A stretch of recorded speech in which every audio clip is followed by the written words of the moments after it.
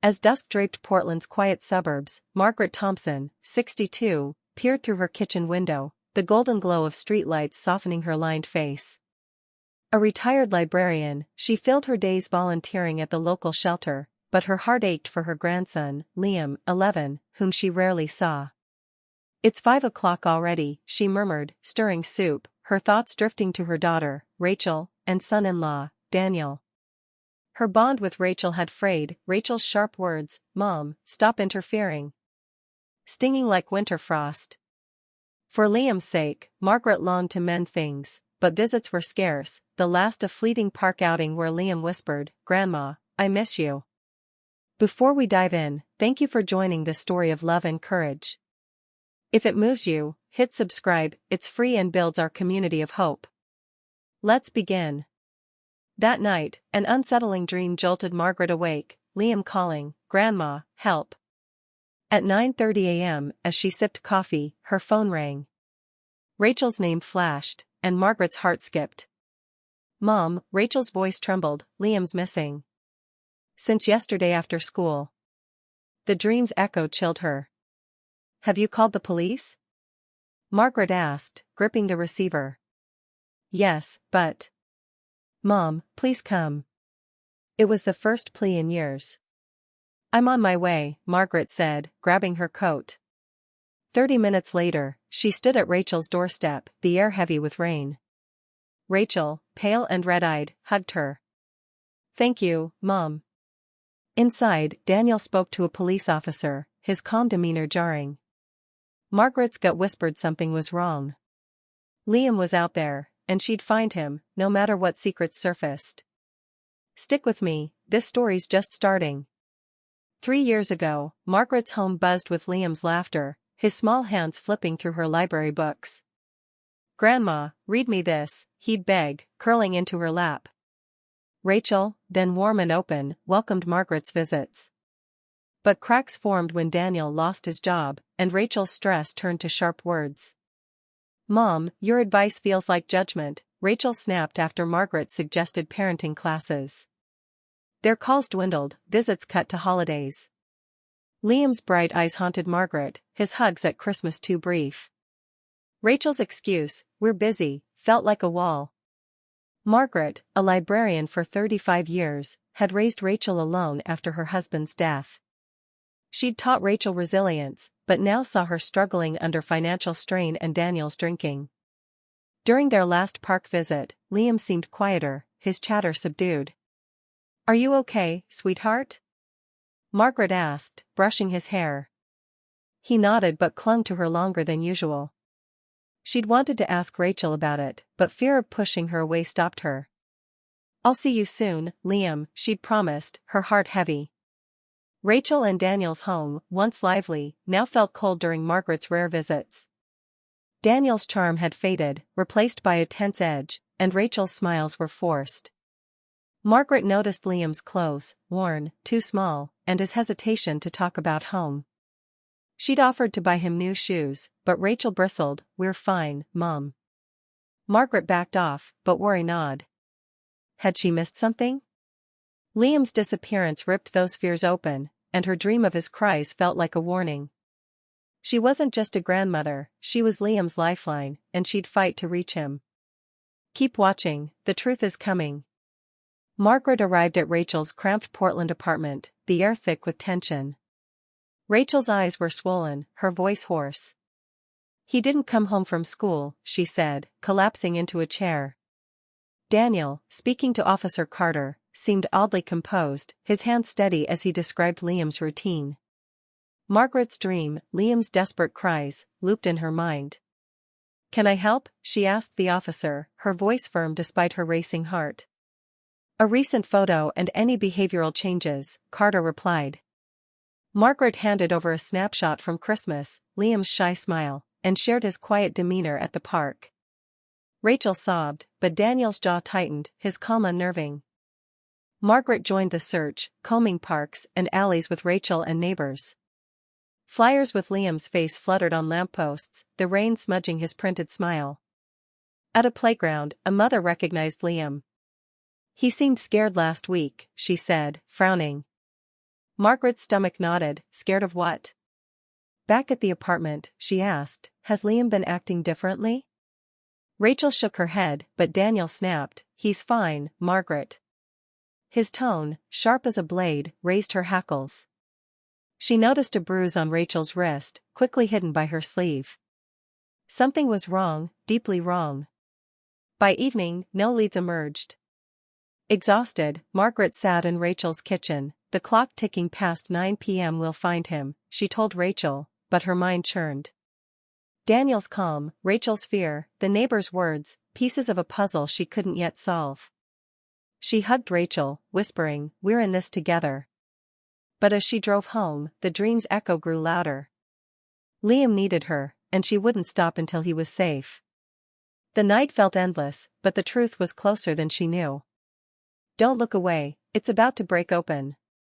A week later, at 2 a.m., a faint knock startled Margaret. Rain pattered outside as she opened the door to a soaked, shivering figure, Liam, his clothes torn, face scratched, eyes wide with fear. Grandma, help me, he whispered, trembling. Margaret pulled him inside, wrapping him in a blanket. You're safe now, sweetheart, she said, her heart breaking at his state. She reached for her phone to call Rachel, but Liam grabbed her arm. No, Grandma, please don't call Mom and Dad. His voice cracked, terror in his eyes. Margaret knelt, stroking his hair. Why, Liam? Tell me. Sipping warm cocoa she'd made, Liam spoke haltingly. Mom and Dad, they yell a lot. Sometimes they hit me. They lock me in my room without dinner. Margaret's breath caught, memories flashing, Rachel's bruise, Daniel's coldness. They said I'm bad at school, Liam continued, tears falling, but I try so hard. Last week, Dad was so mad. I ran away. He'd hidden in a park, then stayed with a friend, Ethan, whose mom fed him. I came to you, Grandma, because you're safe. Margaret photographed Liam's bruises, her hands shaking but resolve firm. You're so brave, Liam. Grandma's here now. She tucked him into bed, his small hand clutching hers. In the living room, she stared into the rain, rage and sorrow warring within. Rachel, her own daughter, had let this happen. But Liam's safety came first, she'd protect him, no matter the cost. The truth was out, and the fight was just beginning. Stay with us, it's about to get intense. Morning light spilled into Margaret's home as she watched Liam sleep, his face peaceful but bruised. She steeled herself, snapping more photos of his injuries, evidence she'd need. We'll get through this, Liam, she whispered, calling Dr. Ellis, a trusted pediatrician. The doctor's report confirmed abuse, bruises, malnutrition, emotional trauma. Margaret's heart shattered, but she pushed forward, contacting Ethan's mother, Lisa, who'd sheltered Liam. He was so scared, Lisa said, offering a written statement. Margaret thanked her, tears in her eyes. At Liam's school, his teacher, Ms. Harper, shared concerns. Liam's grades dropped, and he had unexplained bruises. We planned to call CPS, but Daniel denied everything. She provided attendance records and notes, strengthening Margaret's case. Margaret met Laura Bennett, a child protection lawyer, who reviewed the evidence. This is solid, Margaret. We can file for a protection order and seek custody. Margaret nodded, gripping Liam's Christmas photo. Whatever it takes. Neighbors brought meals, and Lisa's family visited, Liam smiling as he played with Ethan.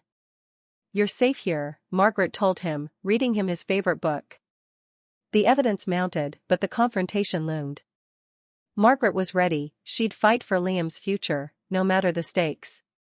Keep watching, the battle's coming. 2 weeks later, Rachel and Daniel arrived at Margaret's home with a CPS worker, Ms. Torres, and Officer Carter. Margaret opened the door, her heart pounding. Rachel's face was gaunt, Daniel reeking of whiskey. Mom, what's going on? Rachel asked, voice shaking. Margaret led them to the living room, where Laura waited. We need to talk about Liam, Margaret said firmly. He told me everything, about the hitting, the starvation. Rachel gasped, but Daniel shouted, he's lying. We disciplined him, that's all. Margaret held up the doctor's report, photos, and school records. This isn't discipline. It's abuse. Rachel sobbed, covering her face. We were stressed, debts, Daniel's job loss. Daniel slumped, muttering, "It wasn't that bad." Ms. Torres intervened, "The evidence is clear. We're filing for a protection order." Margaret faced Rachel, voice soft but stern. "Rachel, I failed you as a child, not seeing your pain. But we can stop this cycle for Liam." Rachel nodded, tears streaming. Daniel and Rachel agreed to cooperate with CPS, facing charges but seeking treatment. Margaret hugged Liam, hiding in the hall. "It's okay now," she whispered. The fight wasn't over, but Liam was safe. Stay tuned, the healing begins next. Months later, the courtroom was silent as the judge spoke. Custody of Liam Thompson is granted to Margaret Thompson. Rachel and Daniel Wilson are ordered to complete rehabilitation. Margaret squeezed Liam's hand, relief washing over her. Outside, Rachel and Daniel approached, eyes heavy with regret. "We're sorry, Liam," Rachel whispered. "We'll get better," Daniel added. Liam nodded, a small step toward trust. "I'll be watching," Margaret said, her voice warm but firm. At home, Liam's laughter filled Margaret's days. His grades climbed, and he joined the school soccer team, cheered by Ethan and Lisa. Margaret adjusted her volunteering to evenings, baking cookies with Liam under Portland's starry skies. One night, Liam showed her an A on his math test. "You helped me, Grandma," he said, hugging her. Margaret's heart swelled, her diary noting, "Liam's smile is my victory." Rachel sent updates from rehab, her letters hopeful. The future wasn't certain, but love was rebuilding their family, one day at a time. "I thought family meant staying silent, but Liam taught me it's about fighting for love. Protecting him meant facing hard truths, but it gave us a new beginning. Rachel and Daniel are healing, and I pray we'll be whole again." What's your fight, for a child, a truth, a second chance? Share it in the comments, let's lift each other up. Hit subscribe for more stories of courage and hope, it's free, and together, we'll shine light in the dark. Don't wait to protect what matters, start now, and let's build a future where every child feels safe.